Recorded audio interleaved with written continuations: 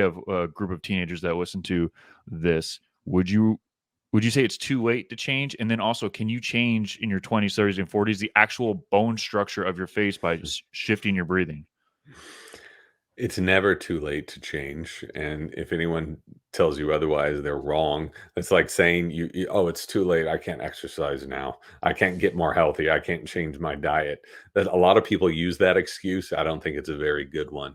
So, especially when Mm, you're still developing, it's much easier to build a better foundation, right? It's harder as you get older when things get more set.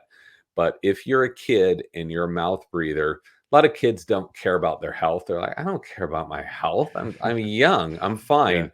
But yeah. I've spoken at many schools. The one thing that scares them silly is when you say, this is how your face is going to develop if you continue breathing through your mouth. And then you just watch Hmm. the whole crowd just shut their mouth. So whatever it takes to get people to do this, this is a huge problem. It's so common. It's called adenoid face. This is what researchers call it. And they use it to describe the facial shape quite similar to mine, that is very long, don't have the Superman jaw, don't have Yeah. those pronathic features. And this is how the majority of us have developed. And what's Mm. fascinating is that Superman jaw, our ancestors all had it. Okay. They all had these pronathic faces. Got it. Okay, yeah, because I have a brother that's 16, and I told him, because he's a mouth breather, and I told him, "Listen, you got to get this in check." I bought him your book, and then he's reading it now. He's 16. He's in high school, so I definitely want him to get on it.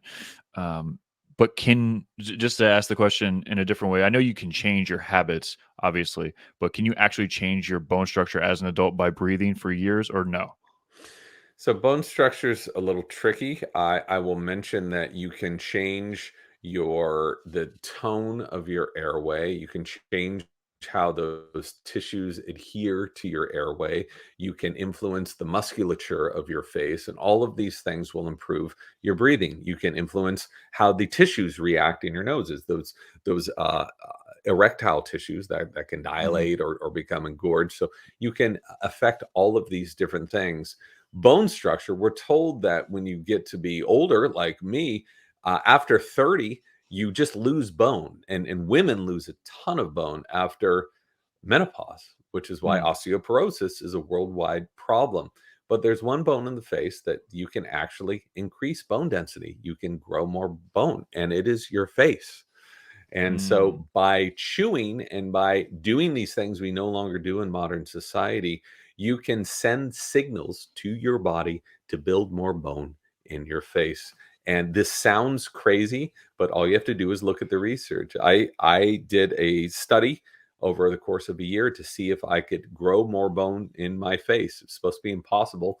And I grew about 4 pennies worth of bone in my face, which is a ton, and other people Hmm. have grown a lot more. So it's Right. impossible until you look at the data. So if you want a Superman jawline and you have a narrow Joker face, you possibly can get close. No, I would not say that. I would not. Okay, I'm going to backtrack. You will be adding on to what you already have, the Mm, foundation of what you already have. The good news is that nature builds in symmetry. Most of us have a face that is slightly off center now. One yes. eye is a little higher than the other, one ear is a little higher. We're a little off center. And when you look at someone else, you identify beauty with symmetry. We've Hmm. known this since the Greeks had this figured out, right? Yep. So what this allows you to do when you start doing things humans are naturally evolved to do, like chew and building this bone, it's not like you're going to build a bunch of bone on one side of the face. Nature will build it so you become more symmetrical. So I'm not going to say a Mm, Joker is going to become a Superman or anything like that, but it gotcha. will only improve what you have. It won't make things worse.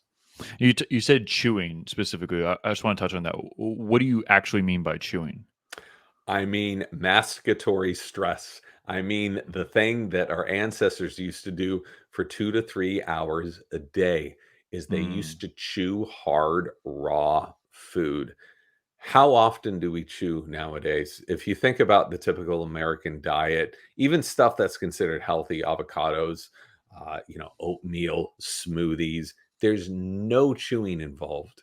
And you need, if you're going to build the muscles in your face, if you're going to help contribute to that new bone growth, you have to chew, and you have to chew a lot, because that's what we're designed to do. This is especially important for kids when you're developing, which is why kids who have been breastfed, who ate real food, have that Superman jaw, right? They have this very wide face. Look at the hunter gatherer cultures that are still around. They all had these same amazing features. And we did Hmm. once too, but we don't chew anymore. So would you recommend, obviously it's hard. I mean, I guess you could eat harder food or chew on a piece of bubble gum that's rock hard for 6 hours. And then now they have that Jawser size. But would you just recommend that someone just chews longer, even if their brain is telling them to swallow?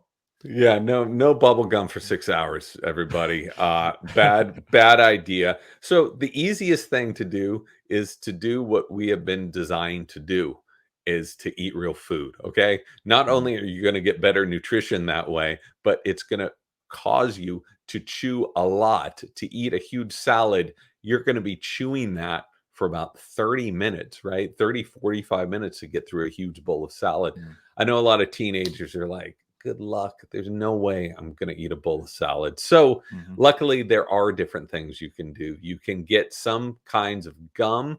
Don't get gum with sugar or saccharin or any of that crap in it.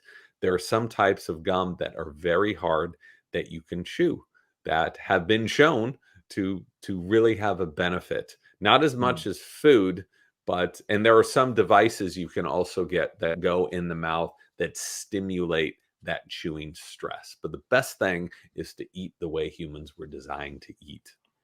gotcha. Do you have any brands for gum that you use or you recommend for people that want to jump on Amazon right now? Yeah, there's this brand of gum called Falim, or Falim, I think is how it's pronounced in Turkey. It's this crazy Turkish gum, sugar free. It comes in weirdo flavors like carbonate and mint.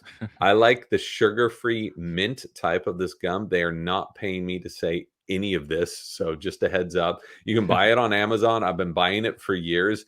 It's rock hard. It does not taste very good, but man, does it give a workout to your jaws. Like half an hour, 40 minutes of that, you really feel it. And Hmm, I've heard this from so many people, and I believe there's a study booting up very soon with a similar type of gum to show how it will influence facial structure and most importantly, in my opinion, influence the quality of your breathing and help tone those hmm. airways.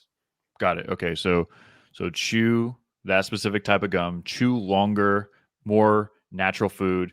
Don't be a mouth breather. Got it. That's the checklist. My listeners are very like, what do I do? Okay.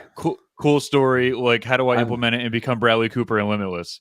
I'm old, so it takes me a while to get to the point. I will add a couple things to what you said. Well, it's good Is to fu- explain stuff too and tell people the origin. Yeah. okay. Okay. You can cut me off, no problem. But I will. So, how you hold your mouth is called oral posture. Not only Mm, is mouth breathing bad because all the thing you're just taking in this raw, unfiltered air, but holding your mouth this way, that's what influences how your face is going to grow. Even when you're older, you can have a negative influence on how your face is going to grow. So, for so many reasons, you have to shut your mouth. You have to become a nasal breather. If you don't do that, I'm convinced you will never, ever really be healthy. So, mm. start with that. Got it. Okay. What if somebody favors one side? Would you recommend, switching back and forth? You do 10 minutes on your right side and then 10 minutes on your left side? So just think about, great question. Think about you're chewing a carrot, if you're vegan, and if you're a carnivore, you're chewing a big piece of meat, right? How do you chew that meat? Just imagine chewing that. You are never chewing on both sides simultaneously. That's Hmm. so awkward. You are always chewing on one side, and then you shift it to the other side, and you're chewing on that side. So when we are clenching our jaws, if anyone's sitting in class right now and clenching your jaw, trying to get chewing stress, that's the wrong stress, because that's associated with you're about to fight, you're stressed out. And that sends your body different signals. In order to build bone and have all these benefits I was talking about, you need to be in this parasympathetic state. And that parasympathetic state happens when you're chewing on one side or the other. So, yeah, you can do, if you want to do interval training with your mouth, that's cool. But naturally, if you're chewing gum, this side will get a little tired. You're going to shift it over here. I would shoot for about a half an hour a day with hard gum. Mastic gum, which is this, comes from this sap from these trees in Greece, is also great. It tastes terrible, but it's rock hard and it gives you a good workout. Excellent. And what was the name of that gum again? It's called mastic gum. Okay. And there's various brands of that. I don't care what brand you get of any of this stuff. I'm just giving you the principles and then you can run with that.